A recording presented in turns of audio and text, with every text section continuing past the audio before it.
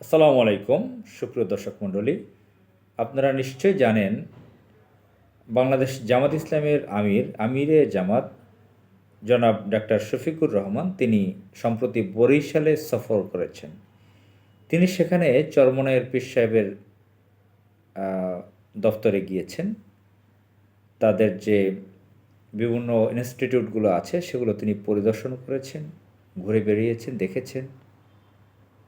সেখানে যে মাদ্রাসা, কিতাবখানা, তাদের যে মার্কাজ আছে সেগুলো তিনি ঘুরে দেখেছেন এবং প্রশংসা করেছেন।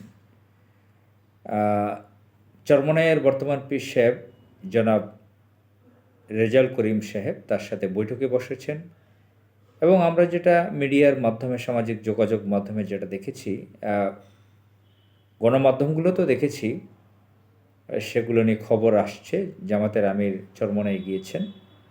আপনারা জানেন বাংলাদেশে চরমনাইয়ের পীরদের একটি রাজনৈতিক দল আছে, তারা সারা বাংলাদেশে তাদের রাজনৈতিক কার্যক্রম আছে, তারা সারা বাংলাদেশে টেকনাফ থেকে তেঁতুলিয়া তাদের পরিচিতি আছে, প্রচার আছে।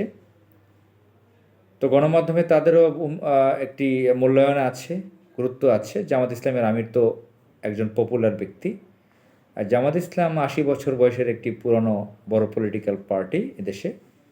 তো আমরা প্রায় দেখি যে চরমনাইয়ের যারা পীর থাকেন বা শায়েক থাকেন, চরমনাইয়ের পীরের ভাইয়েরা থাকেন, তারা জামাত ইসলামের বিরুদ্ধে নানান কথাবার্তা মাঝে মাঝে বলেন, বা তৃণমূল পর্যায়ে জামাত ইসলামের বিভিন্ন কর্মীরা চরমনাইয়ের বিরুদ্ধে বিভিন্ন কথা বলে।